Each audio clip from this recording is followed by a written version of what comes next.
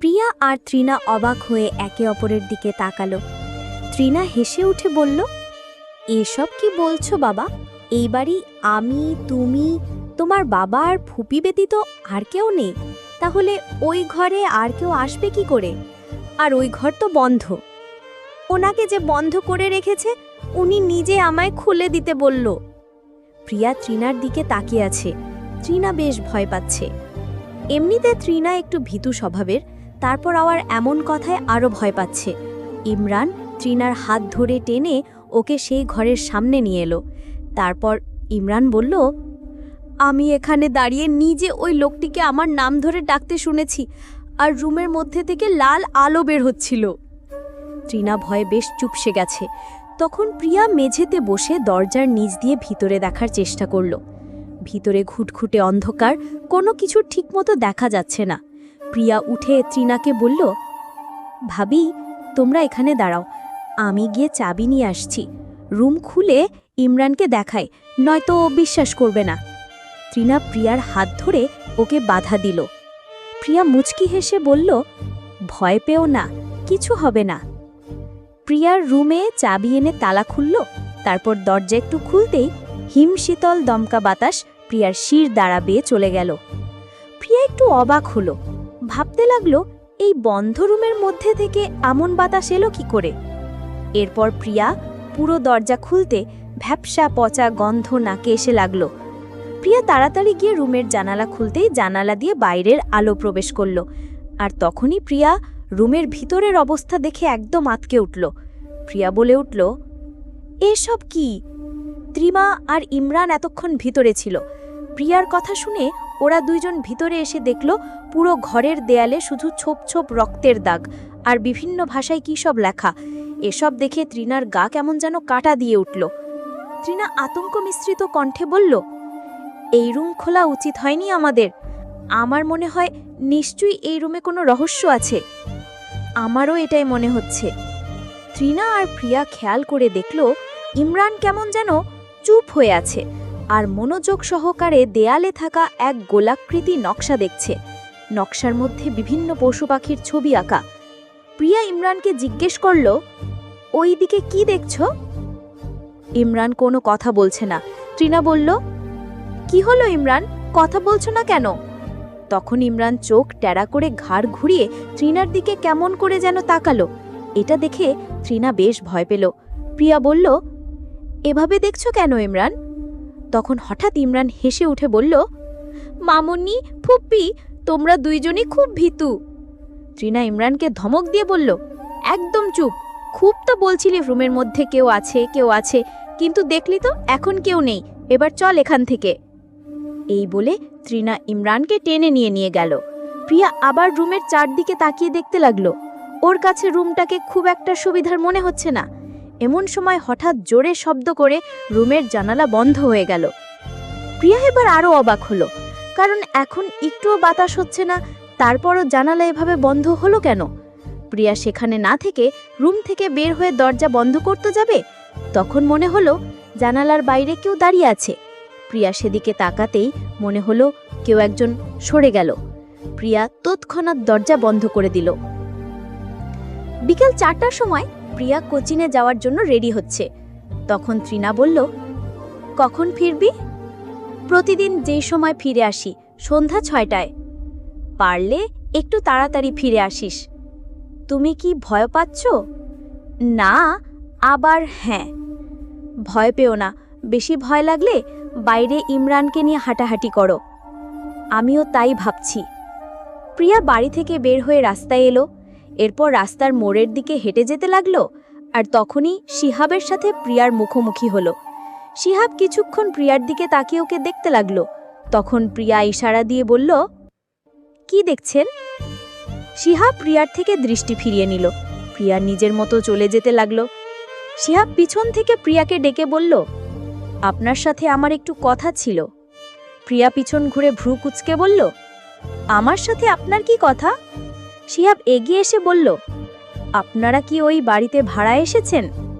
না, আমরা কিনে নিয়েছি। শিহাব অবাক হয়ে জিজ্ঞেস করলে, কিনে নিয়েছেন? হুঁ। এতে অবাক হওয়ার কি আছে?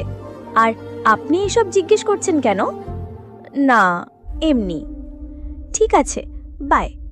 প্রিয়া চলে গেল। শিহাব ভাবল একবার বাড়ির সামনে থেকে ঘুরে আসি। এই ভেবে শিহাব বাড়ির দিকে যেতে লাগলো। তৃণা আর ইমরান বাড়ির বাইরে দাঁড়িয়ে আছে। তৃণা ইমরানকে বলল, ওই দিকে যাবি ইমরান? কোন দিকে? তৃণা হাতের আঙ্গুলে ইশারা করে পাহাড়ের ধারে থাকা বাড়িগুলোকে দেখিয়ে বলল, ওই দিকে চলো।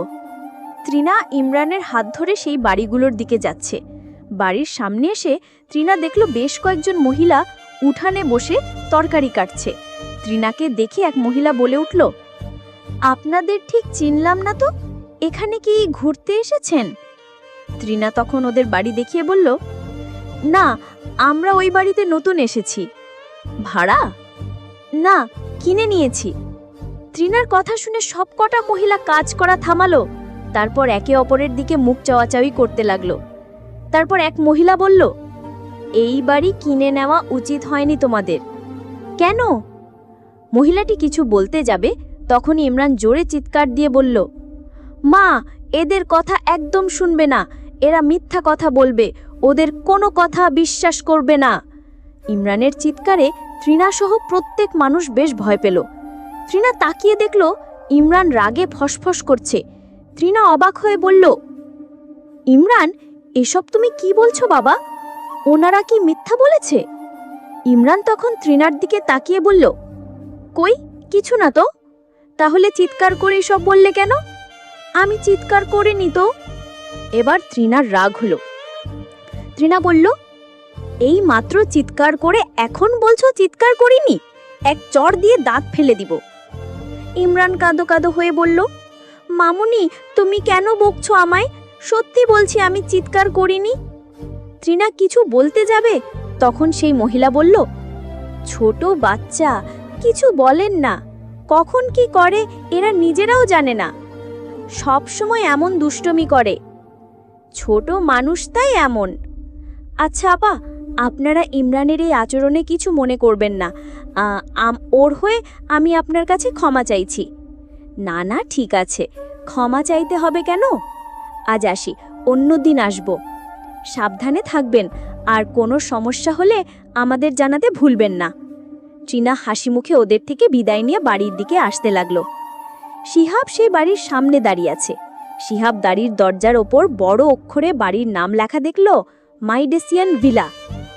এমন নাম দেখে শিহাব অবাক হয়ে ভাবতে লাগলো, এটা আবার কেমন নাম? এমন নাম জীবনে শুনিনি। কে আপনি, আর এখানে দাঁড়িয়ে কি করছেন? এই কথা শুনে শিহাব পিছন ঘুরে দেখল তৃণা আর ইমরান দাঁড়িয়ে আছে। শিহাব বলল, এমনি বাড়ি দেখছিলাম। বাড়ি দেখছেন নাকি চুরি করার ফোন দিয়ে আসছেন?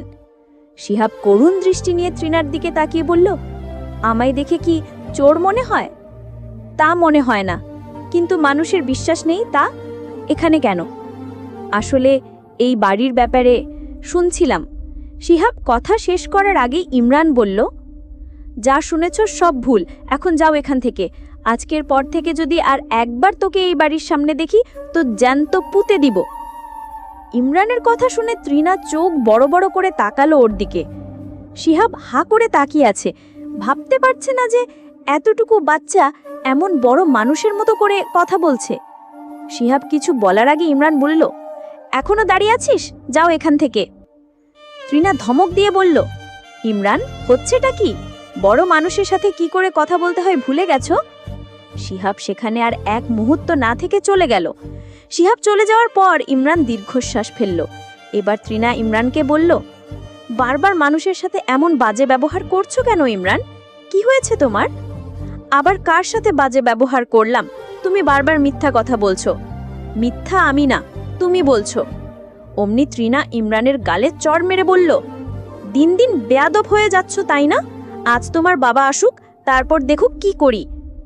ইমরান চড় খেয়ে কান্না করতে লাগলো। তৃণা ওকে জোর করে বাড়ির মধ্যে নিয়ে গেল।